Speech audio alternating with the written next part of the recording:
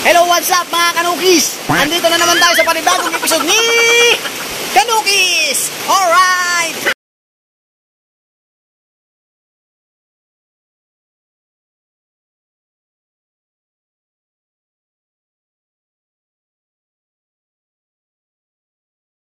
Sa aking mga sulit kanukis at sa ating mga subscriber, magandang umaga sa inyo.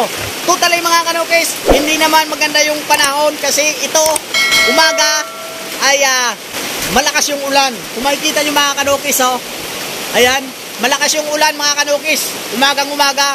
Kaya paikot-ikot lang tayo dito sa ating maanukan at siyempre binisita rin natin kung saan nakalagay yung ating baboy mga kanukis. Andito ako sa babuyan mga kanukis. Meron akong ilang baboy dito mga kanukis na alaga. Meron akong dalawang inahin na alaga. So yun mga kanukis na, bago tayo mag-umpisa, shoutout muna kay Oliver Ju Vlog at kay Norman Alberca. Ayan, si Norman Alberca, nagtatanong siya sa akin, taga-saan daw ako, no? Lingwaheng waray na tanong, kung taga-saan daw ako, kung sa Bisaya mga kanukis, kung taga-diin daw ako. Ayan, Norman Alberca, taga-anin lang ako. Alright.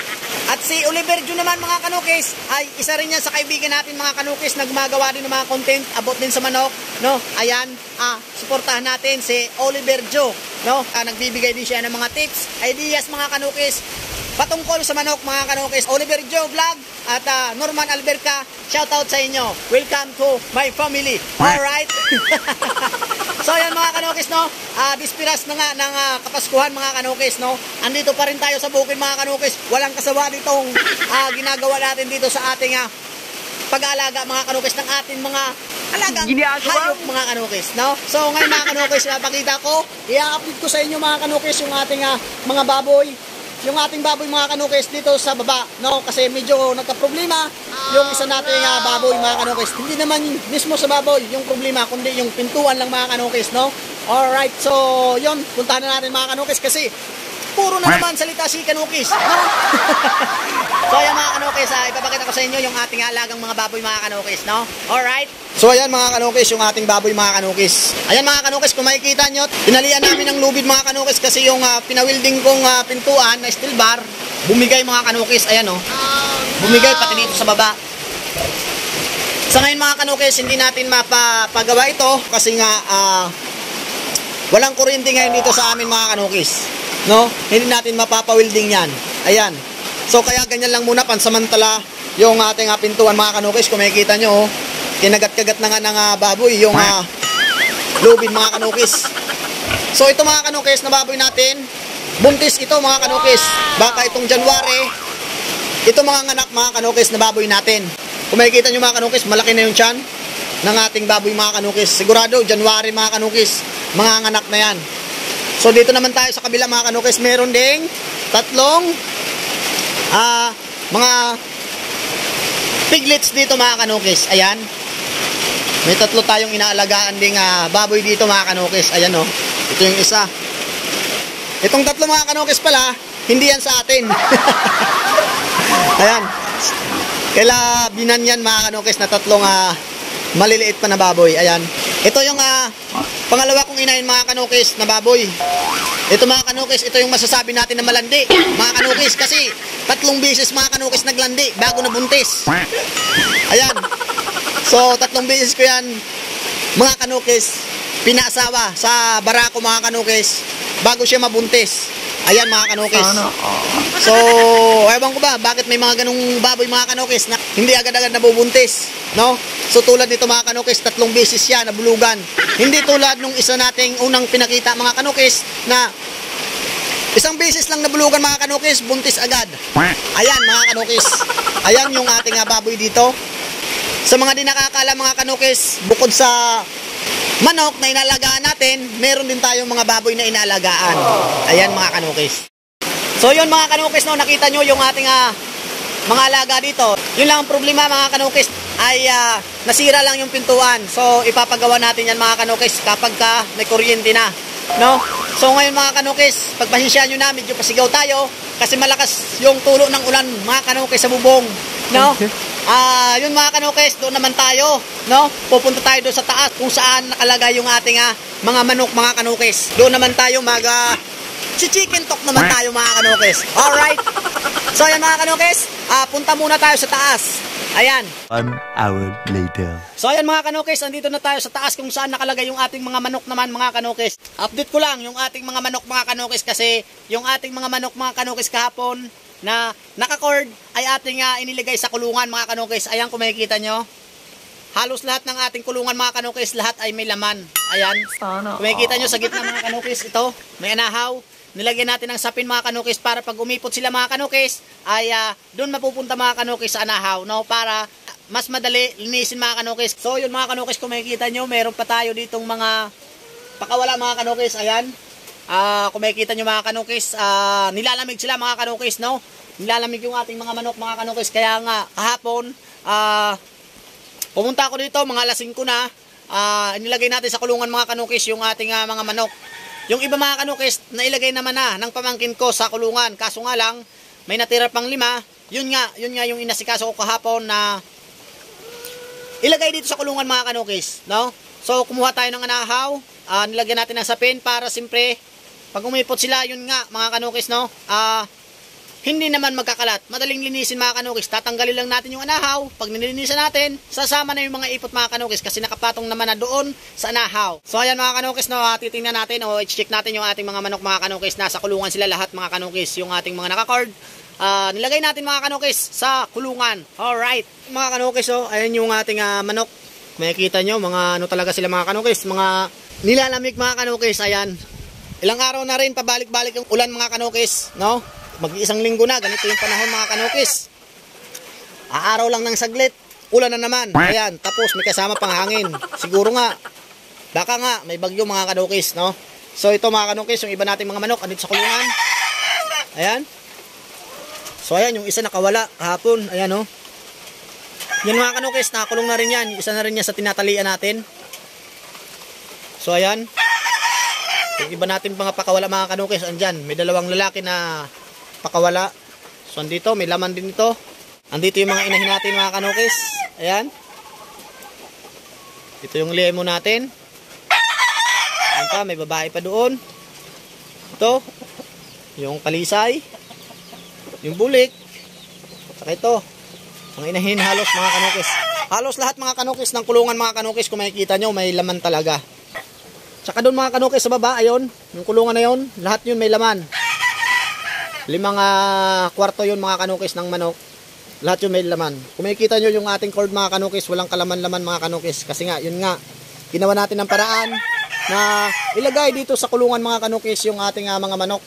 No? Kasi nga, simpre, pagka sa tipi lang sila mga kanukis, ay talagang hanggang umaga mga kanukis, basang-basa sila. Baka di natin alam, no, kung ano ang mga pwedeng mangyari sa kanila mga kanukis. So yun mga kanukis, no, yun lang naman yung ating magagawa sa ating mga manok mga kanukis, no, kasi ito nga, 1 linggo na mga kanukis ang nakakalipas na halos puro ulan lang mga kanukis. Araw lang ng saglit, ulan na naman mga kanukis. So isa yon sa kinakabahan tayo na baka simpre magkasakit yung ating manok. Simpre mga kanukis, alam nyo naman mga kanukis, kapag may sakit ang ating mga alaga, masakit sa bulsa mga kanukis. Magastos mga kanukis kapag may sakit ang mga manok mga kanukis. Sa ngayon mga kanukis, ito lang yung magagawa ko sa aking mga alaga mga kanukis, na maisipti sila, mailagay sila sa kulungan. No? So may ilan namang mga pakawala dyan, yung mga 5 months natin na babae, tsaka kung makikita nyo kanina, mayroong 2 lalaki na pakawala. So, makakasilong naman sila mga kanukis, no? So, ang importante dito yung ating mga broodstag mga kanukis na kailangan mailagay natin sa kulungan, pati yung mga inahin mga kanukis. Kasi, yung mga broodstag mga kanukis, hindi naman natin pwedeng pakawalan yun mga kanukis kasi siguradong magbubugbugan mga kanukis, no? Ito yung mahirap sa pag-aalaga mga kanukis ng ating mga manok mga kanukis, no? So, pagka ganitong panahon, araw-ulan mga kanukis, no? Tapos, yung iba nating mga kaibigan dyan, sasabihin lang baka naman. So, nagbibigay naman tayo mga kanukis, no? Nagbibigay naman tayo, pero yun nga, minsan mga kanukis, nakakapagbigay tayo ng mga ganung manok mga kanukis, pero hindi natin iniisip yung pagod natin mga kanukis, no? Hindi natin iniisip yung hirap mga kanukis sa pag-aalaga ng manok. Kung alam lang nila mga kanukis, no? Sa mga kaibigan natin na talagang ang alam ay may hilig sa baka naman, no? Yung iba nga nagsasabi pa na isang itlog lang naman ang damot ko naman, no? So, oo nga, isang itlog lang yan, pero simula itlog, hindi pa yan naging itlog, pinaghirapan na natin yan, no? Pinaggastusan na natin yan. Nagbibigay naman tayo mga kanukis, pero yung bibiglain tayo, no? Yung bibiglain tayo na baka naman, ay mahirap yung ganun mga kanukis, no? So, nagbibigay ako mga kanukis, siyempre tinitingnan ko yung sitwasyon, no? Tinitingnan ko kung kaya niya ba bumili ng manok, mahilig ba talaga siya sa manok, kasi meron akong ibang napagbibigyan na, yun nga, magbibigay ako sa kanya, alagaan niya naman. Pero papakawalan lang. Bahala ka na sa buhay mo dyan. May kain ka sa kapitbahay. Parang ganun mga kanukis. Papakawalan lang. Tapos pagka nagkasisew, doon na nila hinuhuli yung mga alagang manok. Tapos pag minsan pa, na didisgrasya yung mga manok, yung mga babae, babalik na naman dito kay kanukis. Alright. Nung isang araw, meron akong nagawang content mga kanukis. May nag-comment doon na ano daw, iwasan ko daw yung magiging chapsoy yung aking mga alaga, mga kanukis, no? So, doon naman sa nag-comment, salamat sa comment mo. At yun, napansin ko talaga mga kanukis, no? So, siguro ko si kanukis, yung pala yung nakita niyang video mga kanukis na ginawa ko. Kasi nag-comment siya ng gano'n na pinapabayaan ko lang daw yung mga manok ko, parang makapagpalabas ako ng mga chapsoy mga kanukis, no? So sa mga chapsoy naman kanukis, tapos na ako nun mga kanukis, no? Kaya nga yung mga dati kong mga manok bininta ko yung, kasi ang pagkakaalam ko nun parang mga, kung tawagin ko yung dati mga kanukis, packbit line, no? Kasi halos puro 2-way cross, 3-way cross yung mga dati kong mga binibreed mga kanukis, yun yung mga pinagbibinta ko. So itong mga bago natin ngayon mga kanukis, meron tayo, kung makikita nyo mga kanukis, meron tayong breeding pen. Ayan. Kasi tayo yung nasusunod mga kanukis, no? Tayo yung masusunod kung sino yung ating ipapaasawa doon sa babae na yon, no? Para iwas chapsoy na rin yun mga kanukis. Kaya nga may breeding pin tayo, no? Naniniwala ako na ang manok, kapag pakawala lang natin mga kanukis, yun yung masasabi natin na chapsoy, no? Tapos maraming nakataling mga lalaki dyan mga kanukis, no? Yun siguro natin masasabi natin magiging chapsoy mga kanukis, kasi di natin malalaman kung sino yung mag-aasawa sa kanila. Tsaka ako, para sa akin, sa sa pag-aalaga ko ng manok, kapag ang isang babae pakawala, pagka may 3 lalaki dyan mga kanukis, na lahat yan sumasampa sa kanya, at saka nangingitlog siya, lahat yun mga kanukis, malalahian siya. Yun ang ko sa pag-breed ko mga kanukis, no? Kasi dati mga kanukis, ganun ako eh. Ganun yung obserba ko dito sa aking manukan. Kanukis, maraming salamat sa mo rin. Siguro ko parang payo na rin yun sa akin, no? Nagpayo siya sa akin na gano'n ang dapat kong gawin. Oo, kanukis, salamat sa comment mo. Iiwasan natin yung kanukis, no? Makapagpalabas man tayo ng 3-way cross, 4-way cross, at least alam natin, no? Na pag halimbawa may magtanong sa atin anong dugo ba nito, siyempre alam natin kung anong isasagot natin kanukis, no? Base sa pagbibreed natin.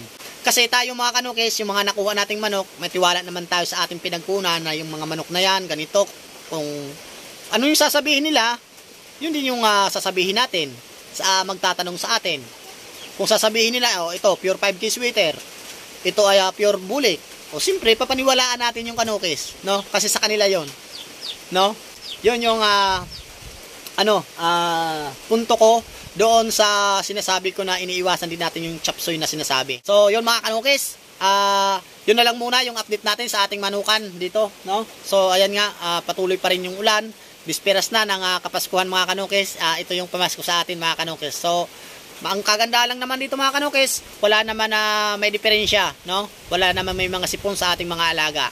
So ayan, sa pagbreed naman mga kanukis, baka January or February pa tayo makakapag-breed mga kanukis, no? So ayan mga kanukis, malakas na naman yung ulan at hangin. So yun mga kanukis, no? Hanggang dito na lang. Puputulin ko na itong ating video. Maraming salamat sa tumapos ng ating video. Maraming salamat sa inyo. Alright, bye-bye!